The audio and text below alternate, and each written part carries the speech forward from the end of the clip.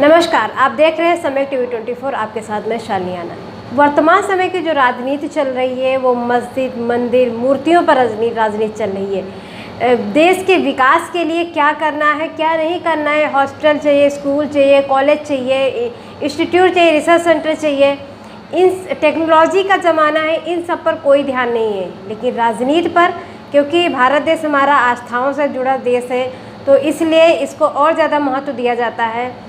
अभी हाल ही में देख लीजिए, सपा प्रमुख जो है अखिलेश यादव ने, उन्होंने बयान दिया है कि भगवान परशुराम की मूर्ति लगाई जाएगी। कहीं ना कहीं लोग ये भी कह रहे हैं कि कहीं ना कहीं वो ब्राह्मण वोट बैंक बनाना चाह रहे हैं, और क्योंकि ब्राह्मण समाज के जो लोग हैं वो परशुराम को भगवान मानते हैं, उनको अपना आदर्श मानते हैं। इसी पर उन्होंने ये चोट करते हुए ये कह दिया कि 108 फीट की जो है भगवान परशुराम की मूर्ति लगाई जाएगी। इसी पर बसपा सुप्रीमो बहन कुमारी मायावती जी का भी बयान आया और ट्वीट भी आया। उन्होंने कहा कि भगवान परशुराम के नाम पर अस्पताल बनाया जाएगा और साधु संतों को ठहरने के लिए स्थान भी बनाया जाएगा। इस पर जब से ये बहन कुमारी मायावती जी का बयान आया, तब से पूरे बहुजन समाज में रोष व्याप्त है। सभी नाराज़ हैं और उनके बयान से और दुखी हैं, और ये कह रहे हैं कि बसपा सुप्रीमो बहन कुमारी मायावती जी को ऐसा नहीं करना चाहिए था।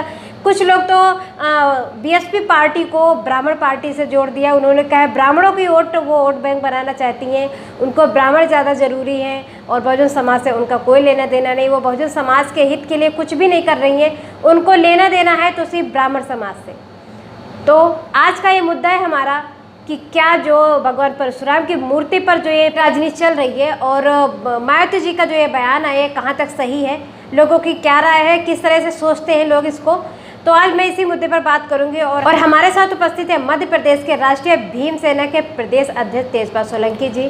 तो मैं इसी मुद्दे पर आज बात करूँगी कि भगवान परशुराम की जो मूर्ति की जो राजनीति चल रही है और बसपा को ब्राह्मण पार्टी से जोड़ा जा रहा है, और मायावती जी के खिलाफ जिस तरह से बयानबाजी हो रही है, जिस तरह से टिप्पणी हो रही है, और ये भी कि जो अखिलेश यादव का जो बयान है वहाँ पर कॉपी पेस्ट करके वहाँ पे मायावती जी की जो तस्वीर लगाकर उनको वायरल किया जा रहा है। और मतलब ये एक तरह से बीएसपी पार्टी को और मायावती जी को बदनाम करने की साजिश रची जा रही है कि बयान किसी और का है और नेम प्लेट किसी और के नाम से लगा के उसको एक तरह से लोगों को गुमराह किया जा रहा है। तो आज मैं इसी मुद्दे पर बात करूंगी।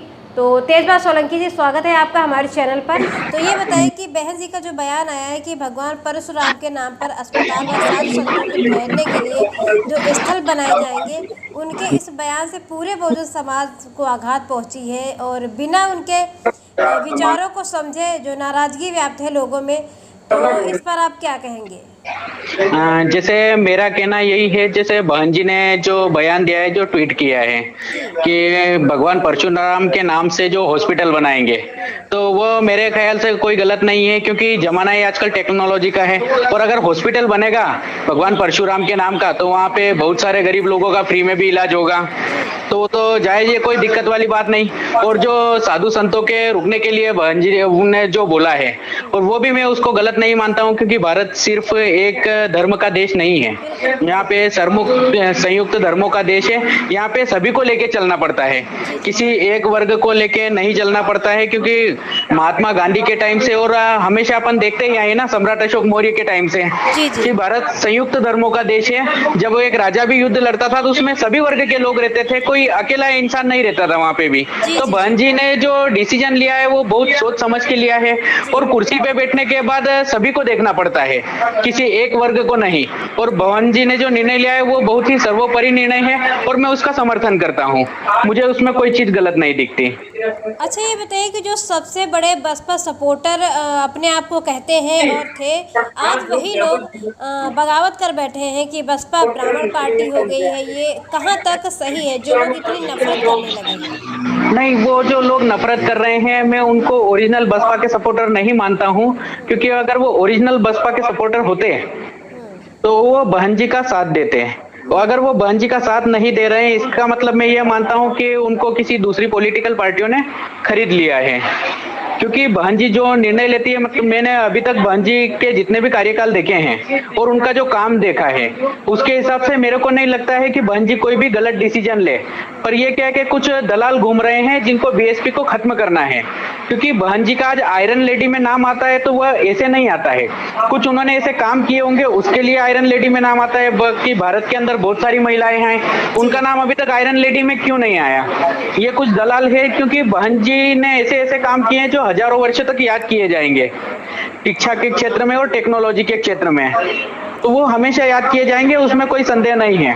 पर जो लोग बहन जी का विरोध कर रहे हैं, मैं उनको यही मानता हूं कि वो ओरिजिनल बीएसपी के लोग नहीं है, वो सिर्फ दलाल लोग हैं जो दूसरी पॉलिटिकल पार्टियों में घुसना चाहते हैं, इसीलिए वह बीएसपी का विरोध कर रहे हैं। तो आपको क्या लगता है कि जो सबसे बड़े वोटर सपोर्टर थे बसपा के और इस बयान से वो नाराज भी हैं, तो आपको क्या असर पार्टी पे पड़ेगा कुछ इलेक्शन पे? नहीं, उससे कोई फर्क नहीं पड़ता है। जैसे बाबा साहब ने जो संविधान लिखा उसके लिए बहुत सारे लोग झगड़ते हैं, पर बाबा साहब किसी एक विशेष कास्ट के नहीं थे, बाबा साहब के संविधान से पूरा देश चलता है।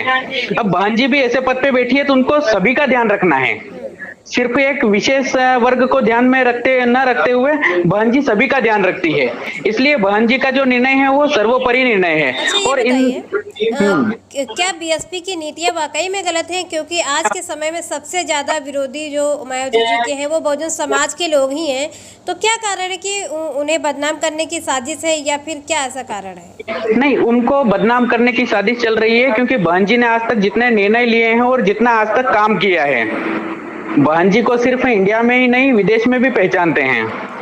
तो बहन जी ने आज तक जितने भी काम किया है वो बहुत सराहनीय कार्य है। और आपको खुद को पता है, जैसे ये ग्रेटर नोएडा में और इधर लखनऊ में सब दूर घूम जाओ आप पूरे यूपी में, बहन जी ने जितने कार्य किए हैं वह बहुत ही सराहनीय कार्य है। बहन जी अब क्या है कि भारत की प्रधानमंत्री बनने वाली है, इसलिए कुछ अपने ही लोग उनका विरोध करना चालू कर रहे हैं, और वो विरोध इसलिए करना चालू कर रहे हैं क्योंकि उनके माथे पे दूसरी पॉलिटिकल पार्टियों का हाथ पड़ने लग गया है, इसीलिए वह विरोध कर रहे हैं और कुछ नहीं है।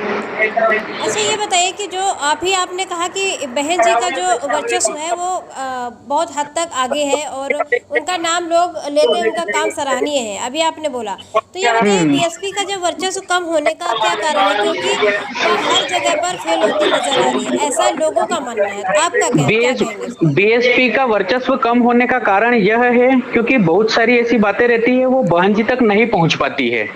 कुछ जो दलाल लोग रहते हैं वो बहन जी तक जाने नहीं देते हैं, और बहुत सारे चमचे जिनको बोल देते हैं जो ज्यादा पैदा हो रहे हैं बहुजन समाज में, जो कि बीएसपी का सपोर्ट ना करते हुए दूसरी पॉलिटिकल पार्टियों से फाइनेंस ले करके वह बहन जी को बदनाम करने की कोशिश कर रहे हैं। क्योंकि मैंने बहुत सारे को देखा है जिनके पास 3,000 रुपए की भी गाड़ी नहीं मिलती थी, आज वो फॉर्च्यूनर गाड़ियों में घूम रहे हैं। इसका मतलब यही है कि उनको कहीं से न कहीं से बैकडोर फाइनेंस मिल रहा है, इसलिए वो क्या है बहुजन समाज पार्टी को बदनाम करने का काम कर रहे हैं और कुछ नहीं। पर मैंने जितना भी देखा है कि बीएसपी ने ऐसा कोई कार्य नहीं किया जिसकी वजह से बीएसपी को खुद को नुकसान उठाना पड़े। जैसे हमारे मध्य प्रदेश में ही है, फूल सिंह जी बड़े आए थे, उन्होंने भी बीएसपी को बदनाम करने की कोशिश की थी। जब बीएसपी पहली बार यहाँ पे चुनाव लड़ी तो 8 सीटें निकाली थी, फिर क्या है कि यहाँ पे उन्होंने खुद की अलग पार्टी बना ली। भाई जब बीएसपी में ही थे तो इनको अलग पार्टी बनाने की जरूरत ही कहाँ पड़ गई थी? बिल्कुल।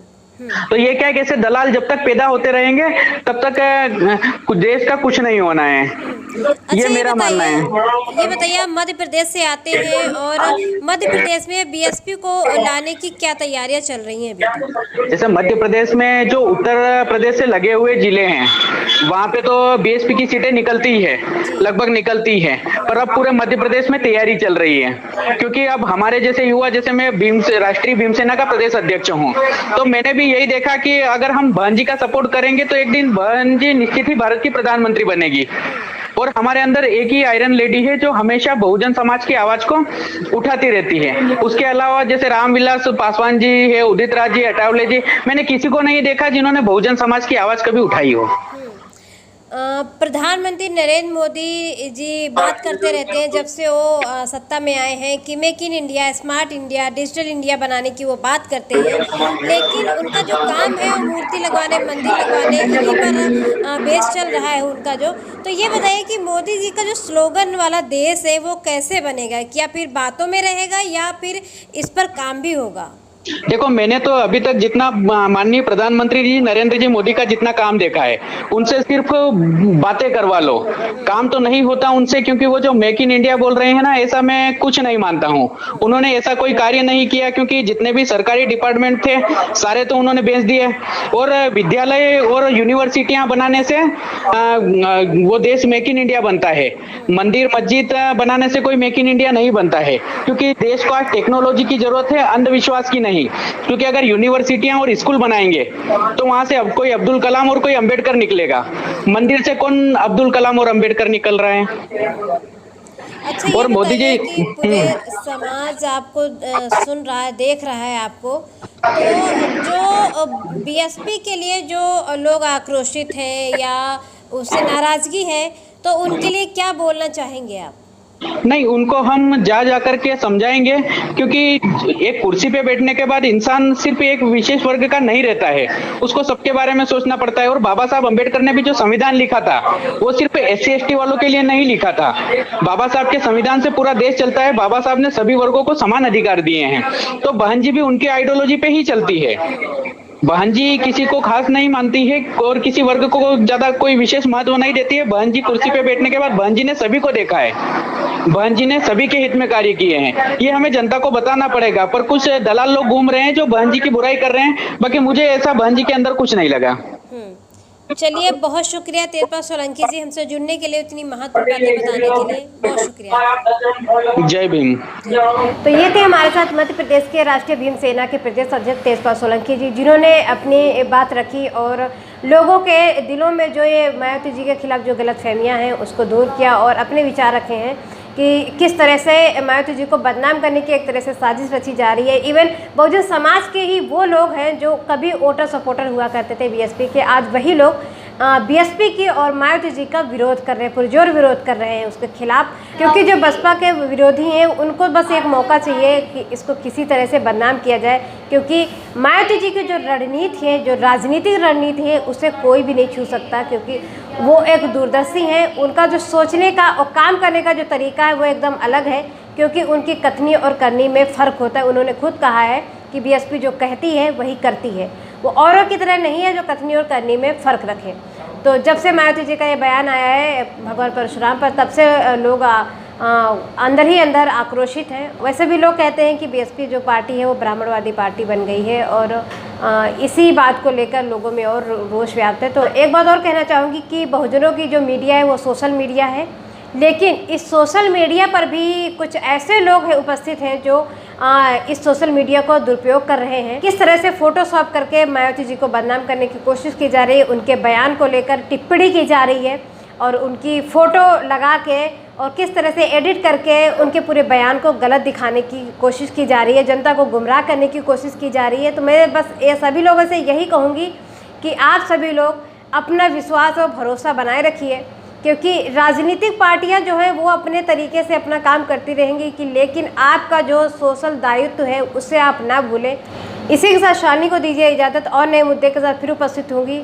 आप सभी लोग हमें कमेंट बॉक्स में जाकर ज़रूर बताएं कि आप मायावती जी के इस बयान को लेकर आप किस तरह से देखते हैं। तो आप अपने विचार हमें कमेंट बॉक्स में दें।